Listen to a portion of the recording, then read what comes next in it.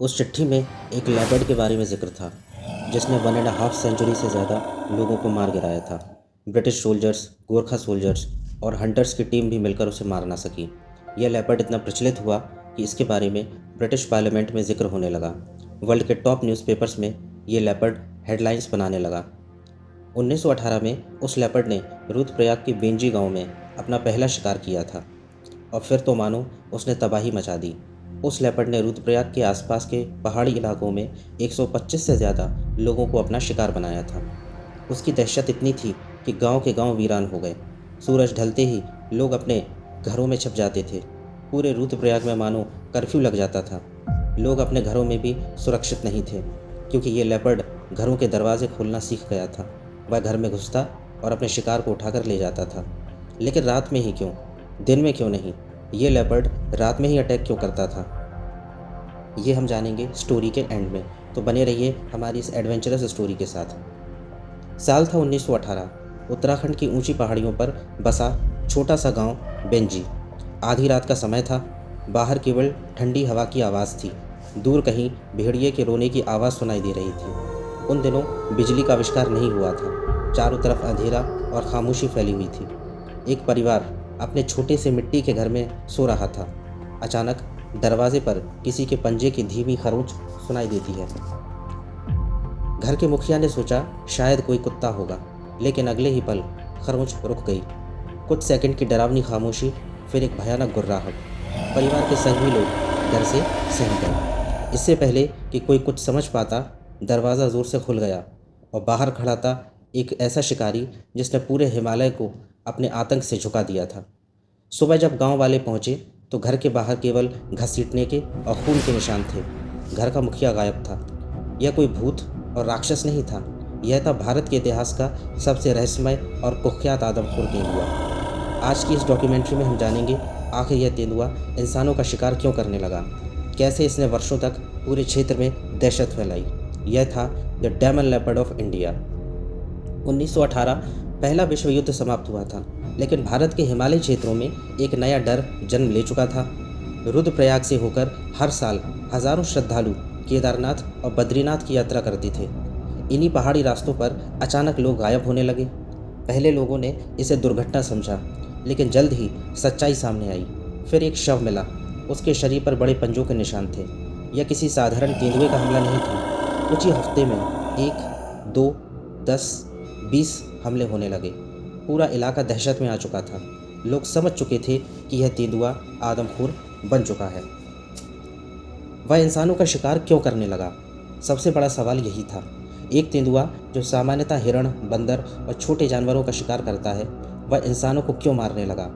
इतिहासकारों का मानना है कि उस समय महामारी और युद्ध के कारण कई शवों का अंतिम संस्कार ठीक से नहीं हो पाता था। कुछ शव पहाड़ियों में खुले छोड़ दिए जाते थे। संभव है कि तेंदुए ने इन्हीं शवों को खाना शुरू किया। धीरे धीरे उसे इंसानी मांस का स्वाद मिल गया और फिर उसने इंसानों पर हमला करना शुरू कर दिया। आतंक जिसने गांव को कैद कर दिया। सूरज ढलते ही पूरा रुद्रप्रयाग बदल जाता था। बच्चों को घरों में बंद कर दिया जाता था। लोग शाम के बाद यात्रा करना छोड़ देते थे। मंदिरों की घंटियां जल्दी बज जाया करती थीं। रात होते ही घर के बाहर भारी पत्थर रख दिए जाते थे। लेकिन वह तेंदुआ दरवाज़ों की कमज़ोरी पहचान चुका था। कई बार वह लकड़ी के दरवाजे तोड़ देता था, कई बार खिड़की से अंदर घुस जाता और कई बार तो सोते हुए इंसानों को खींचकर जंगल में ले जाता। लोग उसको प्रेत मानने लगे थे। ब्रिटिश गवर्नमेंट ने उसे मारने के लिए गोरखा सोल्जर्स, ब्रिटिश सोल्जर्स और हंटर्स की टीम बनाई, लेकिन कोई भी उसे मार नहीं पाया। ब्रिटिश गवर्नमेंट ने उस लेपर्ड को मारने के लिए इनाम भी घोषित किया, लेकिन कोई फ़ायदा नहीं निकला। उसे पकड़ने के लिए जाल बिछाए गए, मरे हुए जानवरों की लाशों पे जहर लगाया गया, लेकिन सब पैंतरे बेकार साबित हुए। ऐसा लगता था कि जैसे वह हर इंसानी चाल को समझने लगा था। जब सारे प्रयास विफल हो गए, तब 1925 के अंत में एक चिट्ठी लिखी गई एक मशहूर शिकारी के नाम, जिसका नाम था जिम कॉर्बेट। उस चिट्ठी के मिलते ही जिम कॉर्बेट ने रुद्रप्रयाग जाने का फैसला किया। उन दिनों आज की तरह वाहन गाड़ियां नहीं चलती थीं, इसलिए जिम कॉर्बेट अपने घोड़े से निकल पड़े, अपने एक असिस्टेंट को साथ लेकर। कई हफ्तों का सफ़र करने के बाद जिम कॉर्बेट रुद्रप्रयाग पहुंच गए।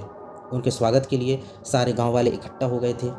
गांव वालों के लिए जिम कॉर्बेट एक मसीहा रॉबिन हुड की तरह आए थे।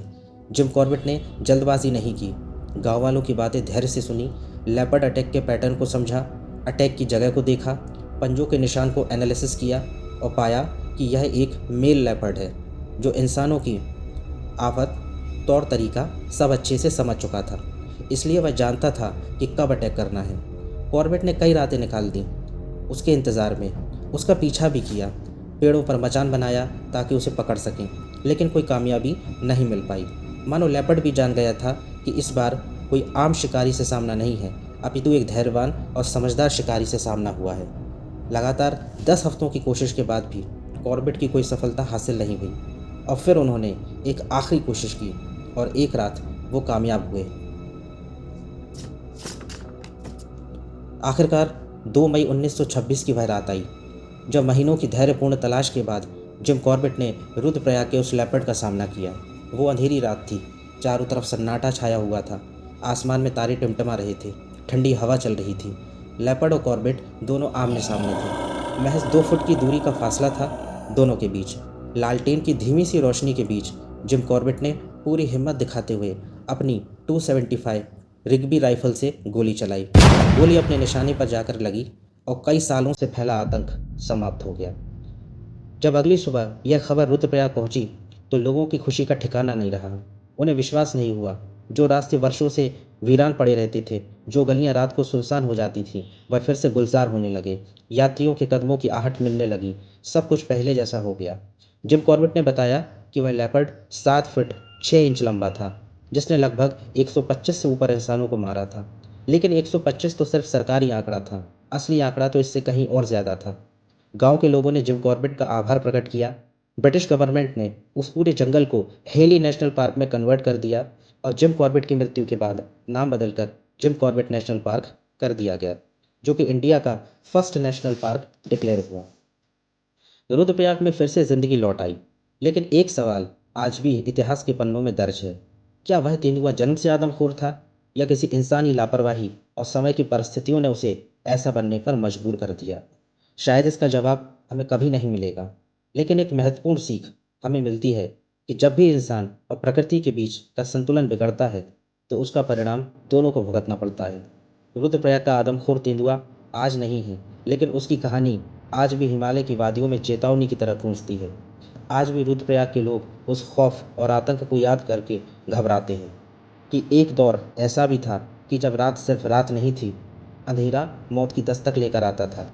और अब खास बात, वीडियो की शुरुआत में मैंने आपसे कहा था कि लेपर्ड सिर्फ रात में अटैक क्यों करता है, दिन में क्यों नहीं? तो वो इसलिए क्योंकि लेपर्ड नॉकटर्नल एनिमल होता है।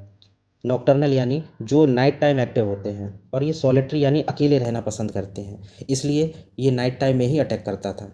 आपको ये डॉक्यूमेंट्री कैसी लगी कमेंट करके ज़रूर बताएं और चैनल को सब्सक्राइब करें, लाइक करें और शेयर करें। आगे आप किस एडवेंचरस स्टोरी को सुनना चाहते हैं कमेंट में ज़रूर बताएं। Thank you.